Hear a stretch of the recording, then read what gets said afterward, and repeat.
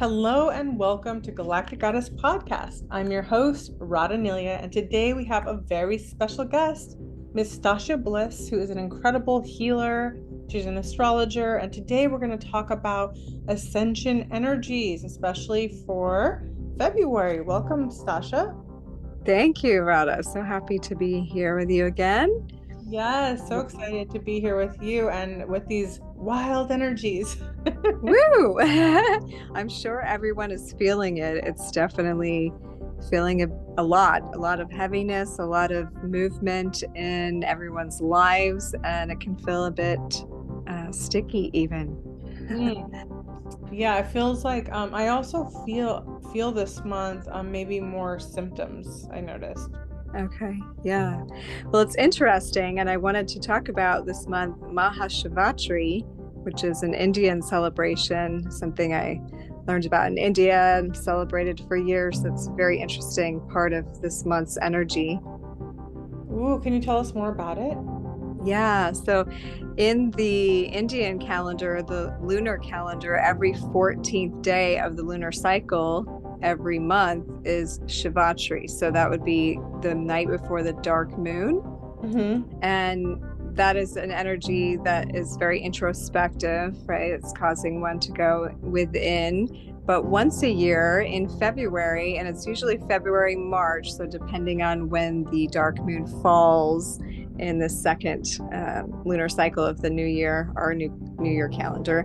So this year it's February 18th, 19th. Energy is the 14th day of the lunar cycle, and this one's called MahaShivratri, and it is called this because of the northern hemisphere celestial alignments, like moving us toward that balance point of the equinox. So it's almost like this last swing in, and there's something about this particular time in the northern hemisphere where it causes the energies in the spine to be drawn upward, like at a greater rate.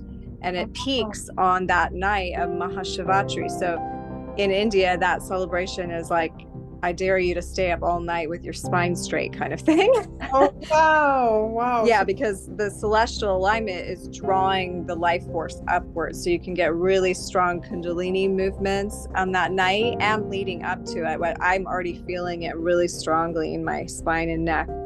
That's so interesting because that's the focal point too for me is like I've been wanting to get more chiropractic work, and also I went out to grab a coffee this morning and take my dog for a walk, and there was a new a spinal place that opened up, spine and back place, and I was like, oh, I need to go there.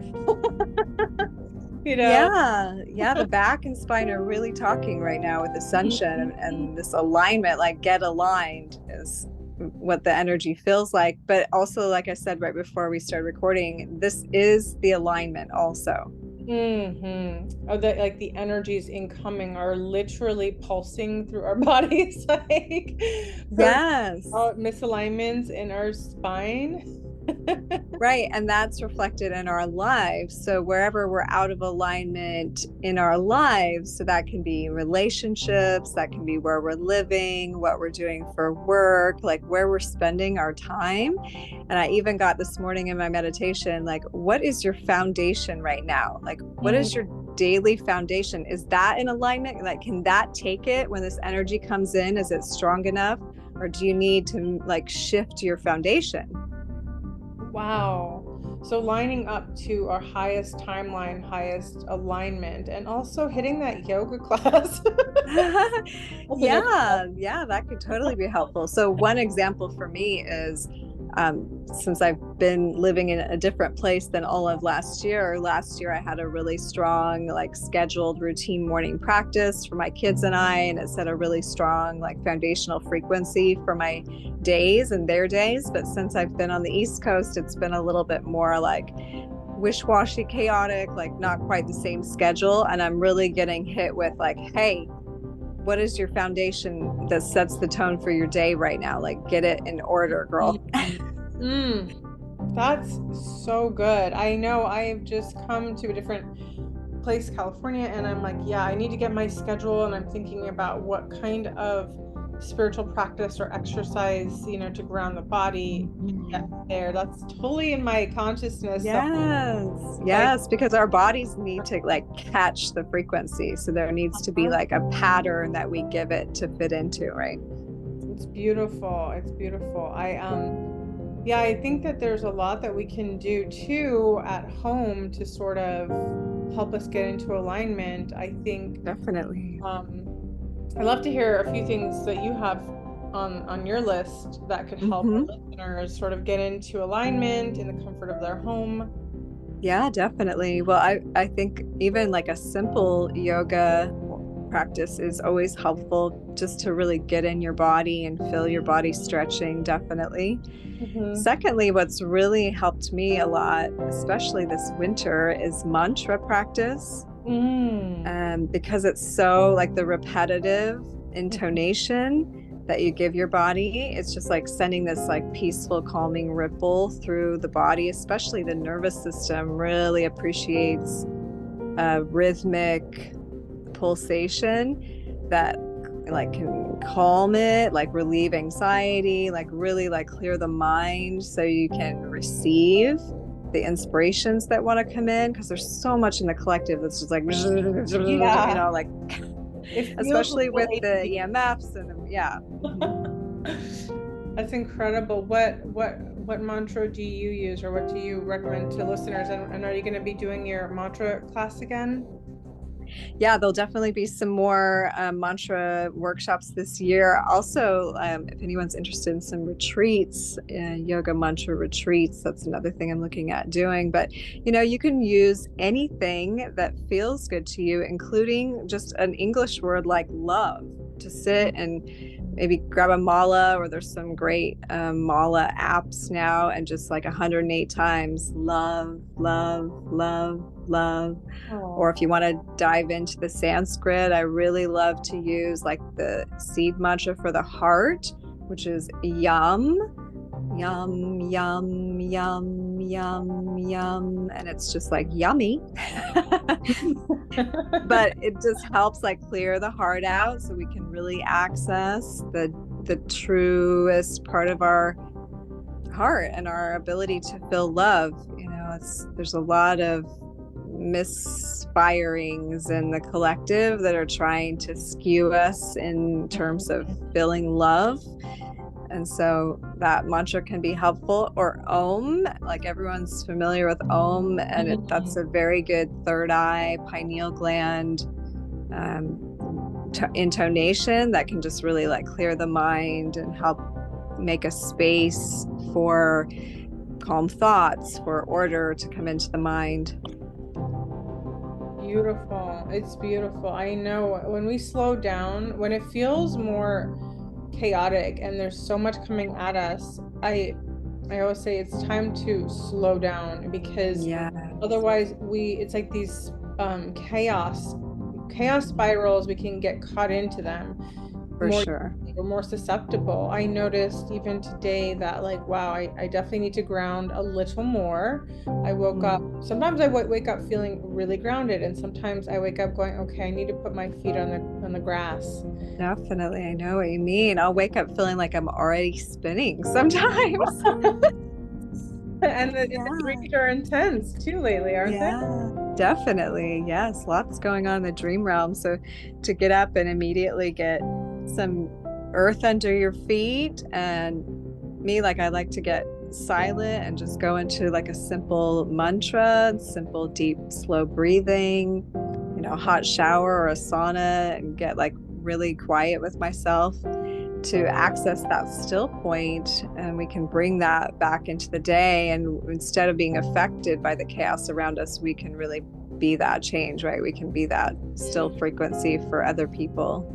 I like that, sort of being the center of the storm in a way that kind of diffuses it rather than perpetuates it. And it's so interesting because storms are interesting because they can spin off, like lots of different storms can spin off one major storm. But if we stand, and I think we need to be reminded too of the power of our intention, and how even one person can make a difference in the area Yes. because everyone listening is in different places. And sometimes we think we're alone, like, oh, and helpless, like, wow, this is all going on and I'm all alone and there's nothing I can do. I wish there was more I can do.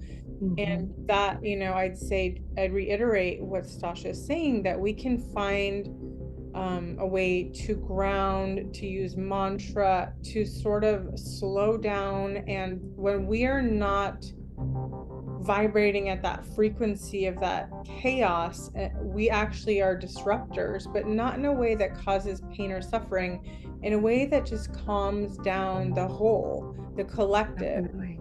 Yes. And so each person is like a living organite in a sense, or something of that. How would you describe that, Stasia? Yeah, I like to say I'm in the control room of the universe when I am like aware of myself, and that rather than being in effect, like being affected and reacting to the environment, that we become the cause instead of the effect. So when we realize that can be scary to realize that much power, but what's true is that we become like affecting, like you just said, like we're in the control room of the universe. What happens in our reality does holographically ripple out to the rest.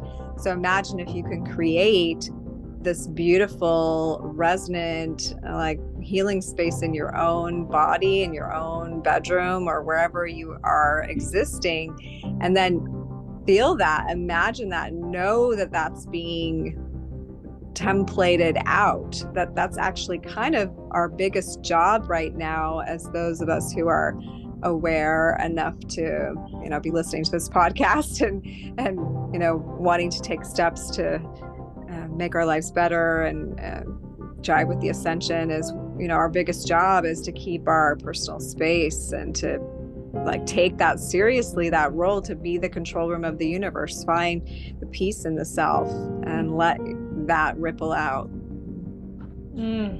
That's so beautiful. It's so beautiful, and it's so true. It makes me actually think of the Matrix movie.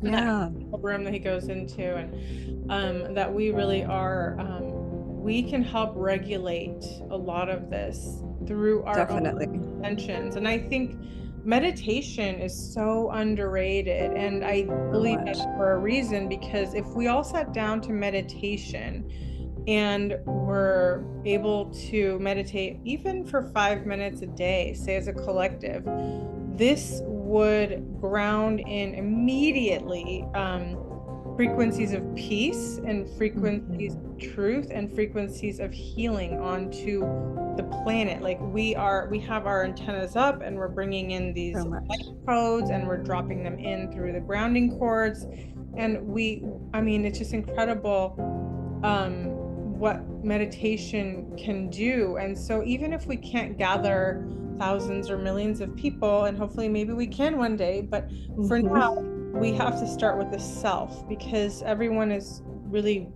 in a way processing so much of their own stuff or their family lineage or the collective. So right now it's okay to be on sort of a partial solo journey. Definitely. Yes. And if that is where you are, really, like, I think, like, soak that in, like, really be with it, because you won't be on that solo mission forever. Like, you're there to, regulate your own body system, really get masterful over that, so you recognize what that feels like. And then, I'm really called to start organizing retreats this year, and those who feel called to come and be in small groups together. It's really like, again, a multiplication of that accelerating energy together, like coming 10 to 15 people holding still space and meditation in the same space. It's like really pedal to the metal kind of thing in the collective ascension.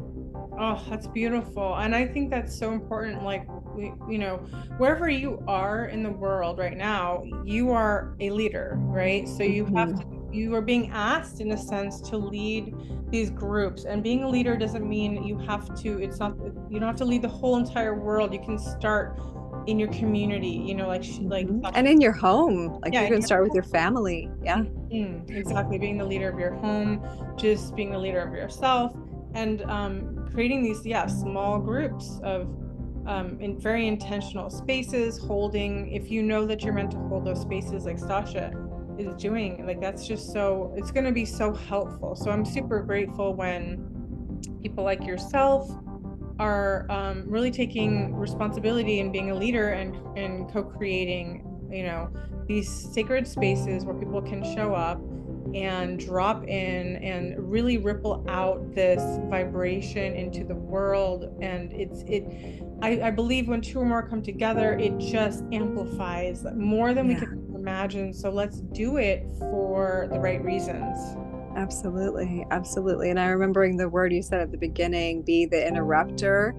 And I'm thinking like everyone can look in their own homes right now, like their own relationships within their families and partnerships, and recognize where the chaos patterns still exist.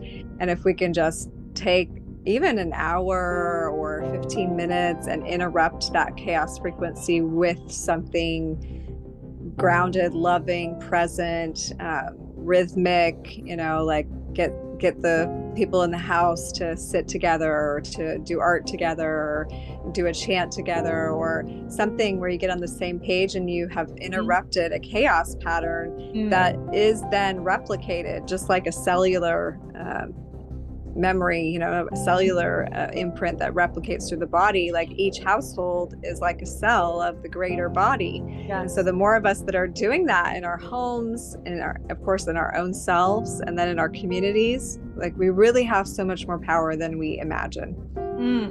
Juicy and delicious. And I'm loving it. Yeah, I'm like just imagining, one person of each household taking that responsibility. And I'd like to ask you your thoughts on why do you think that people in this time have been portals of chaos in a way that is not, it's not disruptive, like disrupting this, it's disruptive in, it creates more pain, it's rippling pain through that chaos. Why are people being vessels for that? And so I think when we identify as to why, we can bring more awareness when it starts to percolate. Sure. Well, you're making me think of some Ayurvedic principles right now. So I'm just going to bring those in. And in the Ayurvedic study, there is sattva energy, that's peace and harmony. There's rajas, which is like the energy of change. And there's also tamasic energy, which is like the, what you're talking about, like the destructive, like the chaotic, the sort of like death, decay energy that, seems to be broken down. But the thing is, you cannot have a universe without all of these elements. And it's really like the positive, the negative, and the neutral polarity. And right now, the vessels of this negative energy, so to speak, are disrupting the lower frequency reality that we've been living at, which lower frequency just means we've been less aware.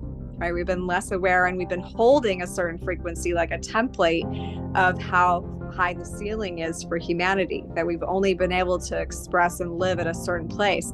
But the only way you can bust through that is to have some sort of like change and like a breakdown of that existing structure to move that frequency to go to the next level, right? So there has to be like a tamasic element that comes in and like says, like, ooh, like let's break this down. And then the rajasic element is that change. Yeah. So it's almost like these monster energies are like, they're spur us into this action, like spur us forward into growth. And like we would kind of be complacent without them, Yeah. There's a master, Sri Nandamurti, he says clash and cohesion. And it's like the pendulum is swinging from one duality to the other. And it's almost like as more light is permeating onto this earth, through the solar waves, solar flashes, mini solar flashes, it is really, really actually stirring up the chaos that has been hidden within us, the darkness in every sector of our universe world. And I think there is no stone that will not be turned, because this light has no it has no chill. It's going to keep coming at more and more intensities. And it is very challenging for the body to keep up with it. Even if you are doing yoga, even if you are, you know, kind of eating a diet that is more in alignment, that's lighter in frequency, still we are feeling the thrashings of this energy. And I will say that, you know, light workers, healers, even shadow workers, star seeds are also doing a mop up, and I wanted to bring that into awareness because sometimes people, like my friends, tell me like, oh, I've been doing so much healing and clearing and I don't know why, like I'm just feeling absolutely horrendous. And I'm like, yeah, because it's every time you clear, there's another layer, but you're also clearing space in yourself where you can also kind of help process out collective. And I know it's challenging because at times, you know, we don't always want to, you know, we need a break too. Yeah, well, it's interesting. I liked the word you said, mop up, because when I think of like the ultimate work is instead of really on the bigger picture clearing it out, you're literally like almost like you're drinking it in. You're becoming it all. So you have to get good with all of the layers in yourself. So you're like, okay, I'm good with the void, but am I also good with having it all present in me? Like, can I be present with my mess? Can I be present with my wounds? Can I be present with my past? Can I be present with the collective past in me, like the ancestry that lives in me? Can I also accept that that's part of me and that's like a layer of me too? Oh my goodness. And so when we can swallow it whole, kind of, so to speak, both polarities, like that's the true way, like the alchemical way to transmute is to bring both sides together that cancel each other out in coming together. And that reveals the next reality. And I truly believe we can't go through this portal with any part left behind. And so some of us are standing at the door where everything got pushed aside and cleared. And we're like, yeah, but what about all this cleared stuff? And we're like, yeah, but that has to come too. So who's going to sop it up? Like, who's going to mop it up? Who wants to so have to be like, okay, I'll take it on. Like, I can love that too. I can own that too. I can greet that with a big arm too. And that's the hardest part of this work, I think. I don't disagree at all. There are times where I had to have conversations with that, you know, part and be like, really more. But it's, you know, at the same time, I think it's a beautiful thing. I think truly that's where we know how strong we are and powerful we are, because we are that powerful. And that's humanness, right? Yeah. That's humanness. Like, we came here for that. Hello. And we can't really like exclude any part of humanness for human to evolve. Like, human can only evolve when all of human is present. And I think that's also a thing where we're seeing this outwardly, this rejection of this, you know, this whole cancel culture. If you say one thing that I don't like, you're done. Well, right. I don't think anybody can put all their stuff, lay out all their stuff on the table and not have some distorted pieces. That's just part of course. That is part of the whole thing. And so for one person to tell another person that they're canceled, that is ridiculous, because unless you're canceling your own self, that person is actually presenting a part of you at some level, whether it's an ancestral part, whatever that is. It's a part you don't like, it's a part that you hate, it's a part you reject. And so you think by deleting them, you're going to have a feeling. Well, it's denial, right? It's denial. Well, it's interesting because I look at this whole thing that's playing out worldwide. This is the collective evolution, right? So humanity is in an evolutionary spiral, and the only way, just like internally, that we bring the life force up the spine is we have to like blow out all the crap in all the chakras, look at it, get good with it, and alchemize it. So the whole planet is doing that. So part of what we're seeing with that cancel culture is just all of the unloved parts of self, right? All the wounds. Because if someone's saying, I have this and you have to acknowledge this about me and call me this. Well, there's a wound there, or they wouldn't need that. They wouldn't need that, I mean, like, so that the wounds are all crying through these people, like the wounds of humanity.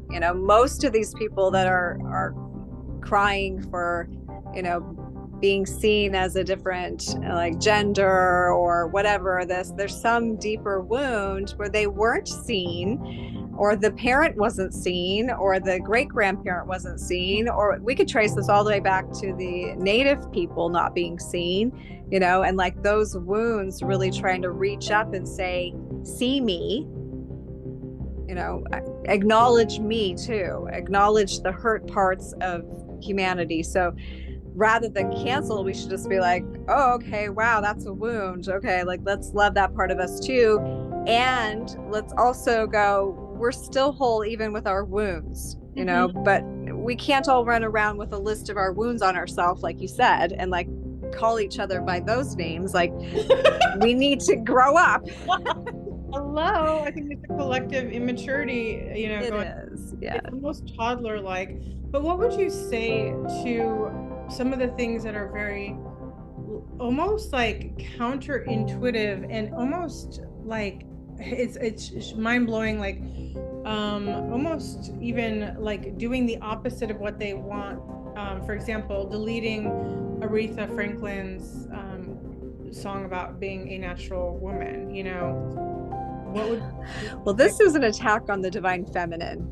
Yeah. So there is a very blatant attack with this whole gender issue on the divine feminine, because that is the energy that's coming back into balance on the whole, and it's coming through everywhere. I mean, it's why a lot of men are feeling like to identify with the feminine, like through no fault of their own, really, except for that they're not seeing what it really is, which is the divine feminine is in every person, and is especially embodied in the female body, but it's also an essence. It's a creative essence. It is the darkness. It is the deep wounds. It is the, labor and the bloody childbirth and the raging hormones and like all this stuff about the feminine is trying to be suppressed, is trying to be twisted and distorted and put back in a box. I mean, womanhood's always been called crazy, and orgasms have been called like, illnesses and stuff. Like this energy has always been tried to be kept in a box and pushed under. But so what we're seeing now is that fight against the divine feminine rising up and really like embodying here on the planet. It's wild. I've never seen anything like that. Like my heart hurts because sometimes I think it's just patriarchy. I mean, it is patriarchy. We're actually seeing a repeat of patriarchy coming in, because very similar to that in priestess temples, that's sort of what happened too, where the men came in, knocked off or raped the priests out of the temples, killed them, whatever they did. Many kinds of horrors were done to priestesses. Sure. And then they put on their wigs and they were like, now we're the ones in power, get out of our way, we don't care about you, your wisdom or your womb, be done, you're done, and so I'm seeing that play out again. And it's a way that you can't even talk about it, because now you're this and you're that. There's more labeling. So they're putting everyone in boxes and boxes and boxes and boxes, to the point where my heart really hurts over this, because the disrespect and the patriarchy are at it again, and I guess it's coming to the forefront for the visual effect for people to see, so that they can see the bullshit, basically. Yeah, definitely. And the remedy for this is to fully embody your divine woman self, like for the woman to really be woman right now. And especially those of us who are in like leadership positions, and you're a perfect example of this, I think, Radha, because you emanate divine mother, feminine sensuality frequency, like all over the place. When you put your photos and your like beautiful self all over, like that is so much this divine feminine energy. I love seeing that, and that really inspires I think other women, and like the honoring of men, to see these beautiful pictures of the divine feminine. But it's hard for a lot of women to really like drop into that in themselves, because the way our culture has been, or like distorted sexuality and so forth. And even in our relationships, like the problem with a lot of relationships is we women have a hard time dropping into our receptive, feminine, softer, vulnerable nature in order to inspire our men into their masculine. Would you agree? Oh, yes, yes, yes. I mean, I'm the same way. I mean, I agree. And I understand too that there has been this imbalance, and I can also acknowledge and recognize it too, where like, it is a divine balance, you know. There's But like for me, I know like I have to like consciously like kind of make myself, hey, like drop into your softness with this man, like drop into like come into a place where his leadership steps up, and you get to not be like submissive, but be like the softer, creative, sensual power that woman really is. Like drop into that, and that energy inspires the true masculine, which wants to lead honorably and not like dominate, you know.